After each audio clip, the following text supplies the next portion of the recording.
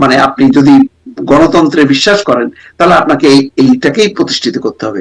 অন্য কোনো পথে গেলে যে মানে তার ফল ভালো হয় না, এটা আওয়ামী লীগ এবং শেখ হাসিনা নিজে প্রতিষ্ঠা করে গেছে যে অন্য পক্ষকে রাজনীতিতে নিষিদ্ধ করে যে আসলে শেষ পর্যন্ত একটা বড় বিপর্যয় হয় নিজের, সেটা তো প্রমাণিত হয়েছে। তো একই কাজটা আমরা কেন করব, সেটাই হলো প্রশ্ন।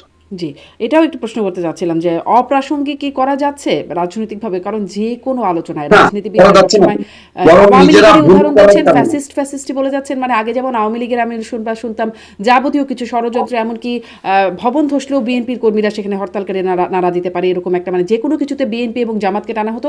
এখনো দেখছি তো মনে হয় যে সব আলোচনায় রাজনীতিবিদরা আওয়ামী লীগের নামটি বলেই বা ফ্যাসিস্ট। ভুল রাজনীতি এবং ভুল সিদ্ধান্তের কারণে বরং আওয়ামী লীগ এখন অত্যন্ত জনপ্রিয় হয়ে উঠছে সাম্প্রতিক সময়। এবং আমার বিশ্বাস যদি একটা মুক্ত আবার নিরপেক্ষ নির্বাচন দেওয়া হয়, আওয়ামী লীগ মানে না জিতলেও তারা তো বিরোধী দল হবেই এবং একটা শক্তিশালী বিরোধী দলের পর্যায়ে চলে আসবে। এবং এটা গত এক বছরে তরুণদের ব্যর্থতা, গণতান্ত্রিক রাজনৈতিক দলগুলোর ব্যর্থতার কারণে এটা হয়েছে। এই কারণে আমি বারবার বলি যে আপনি রাজনীতিকে রাজনৈতিক ভাবে মোকাবেলা করতে হবে, অন্য কোনো ভাবে আপনি মোকাবেলার চেষ্টা করলে সেটা হিতে বিপরীত হবে। অনেক ধন্যবাদ। আপনিও কি মনে করেন অ্যাডভোকেট মনজিল মোর্শেদ যে আওয়ামী লীগ খুবই জনপ্রিয় দল হয়ে উঠছে এবং যে মোস্তফা ফিরোজ যে পর্যবেক্ষণটা একদম সবশেষ দিলেন, এটি নিয়ে একটু ছোট্ট করে 2 লাইন শুনতে চাই। ধন্যবাদ আপনাকে। দেখুন, মোস্তফা ফিরোজ ভাইয়ের সঙ্গে আমার বক্তব্য তো দ্বিমত হওয়ার সুযোগ নাই, কারণ গত 15 বছর হয়তো একই স্টাইলে আমরা কথা বলেছি, তাই না? এর আগেও আমার কথা মোস্তফা ভাইয়ের কথার মধ্যে খুব পার্থক্য হয়নি, কারণ আমরা তো আসলে দলীয় দৃষ্টিভঙ্গি বা অন্ধত্ব বা কোনো সিঁড়ি পাওয়ার জন্য তো কথা বলি না, কাজে সেক্ষেত্রে আমাদের কথার অমিল হবে না। উনি যেটা বলেছেন যথার্থই বলেছেন। আমিও মনে করি যে আপনি এই যে কথাটা বললেন যে আপনার যখন পরিবর্তন হয়েছে, আপনি কি জানেন এই পরিবর্তনের পিছনে আওয়ামী লীগের সমর্থকরা রাস্তায় ছিল? এটা আমার ব্যক্তিগত অভিজ্ঞতা, আমি দেখেছি। এবং কেন ছিল? কারণ হলো যে হাইব্রিডরা বা আওয়ামী লীগের যে সমস্ত কর্মকাণ্ড চলছিল, সেটা রুল অফ ল বলেন, গুম খুন বলেন, অনেক কিছু ব্যাপারে তারা ছিলেন না যে না এটা চলতে পারে না রাস্তায়, এবং যার কারণে তারা রাস্তায় ছিলেন। কিন্তু এই পরিবর্তনের পরে তো তাদের প্রত্যাশা ছিল যেটা আওয়ামী লীগ করেছে ওনারা এটা করবেন না। কিন্তু এই লোকগুলো দেখলেন যে হঠাৎ করে ওনারা আরো বেশি এক গ্রেড বেশি করছেন, এবং সাথে সাথে যখন আপনি দেখবেন যে যখন বঙ্গবন্ধুর 32 নম্বর ভাঙলো, বঙ্গবন্ধুর মুরালকে প্রস্তাব করে দিল, ওই সাথে সাথে ওই লোকগুলা সাথে সাথে টার্ন আউট হয়ে গেছে। তার এই সরকারকে মেন্টালি সাপোর্ট করে নাই। কিন্তু এটা যদি তারা না করতেন, তারা যদি সঠিকভাবে যে রাষ্ট্র যেভাবে পরিচালনা করে মানুষের যেভাবে প্রত্যাশা ছিল সেইভাবে যদি করতেন, তাহলে ওই সাপোর্টটা এখনো আওয়ামী লীগের পক্ষে যেত না। কারণ তারা তো একসময় তো আওয়ামী লীগের বিপক্ষে অবস্থান নিয়ে তাদের দলের সরকার কি তারা পরিবর্তন করতে চেয়েছে, তাই না?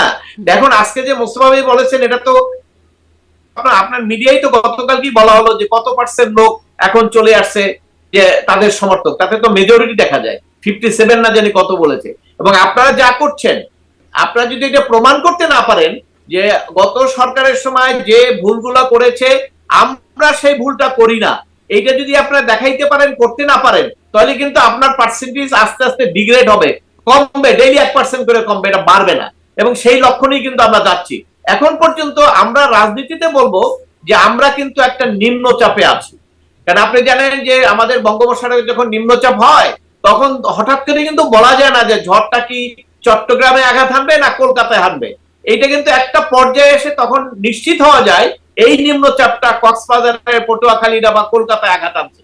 আমরা এখন নিম্নচাপে আছি, কারণ রাজনৈতিক দলগুলো যারা এই কথাবার্তা বলছেন, বিশেষ করে এই সরকার সমর্থিত যারা রাজনৈতিক দল, তারা তো সবাই সরকার সমর্থিত, তারা যেভাবে কথা বলছেন তাতে বড় ধরনের একটা বিপদ আপদ আমি দেখছি। কারণ একজন আরেকজনকে কিন্তু মারাত্মক ভাবে আপনার অনেক ধরনের কথা বলছেন, যেটা তাদের মধ্যে বিরোধ আরো আস্তে আস্তে দানা বাঁধবে।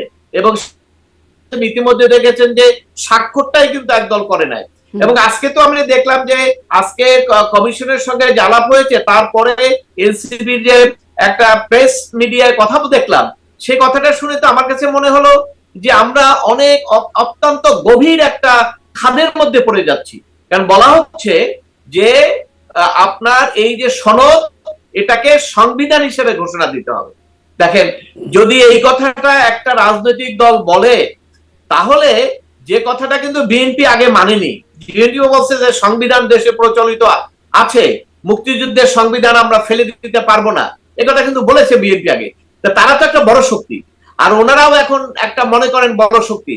সেক্ষেত্রে যদি এই শক্তিগুলো ভাগ হয়ে যায়, যদি একজন একজনের বিপক্ষে নেমে যায়, তাহলে আমরা ওই নিম্নচাপের রাজনীতি এসে কোথায় আঘাত আনবে এটা আমরা বলতে পারবো না। এবং যে ভাগ হবে নাকি জিজ্ঞেস করছিলেন যে তারেক জিয়া কেন আসছে না, আমি মনে করি যে এই রাজনৈতিক জটিলতা, এই রাজনৈতিক প্রেক্ষাপট, যে রাজনীতি কোন দিকে যাবে সেইটি নিশ্চিত না হওয়া পর্যন্ত উনি এসে কি করবেন? উনি এসে তো আবার একটা বিপদে পড়বেন কিনা সেটাও একটা চিন্তা করছেন। যদি শিডিউল দেওয়া হয়, নির্বাচন একদম ক্লিয়ার হয়ে যায়, নির্বাচন হচ্ছে, নিশ্চয়ই তখন উনি আসবেন, এবং সেইভাবেই তো উনি বলেছেন যে আসবেন।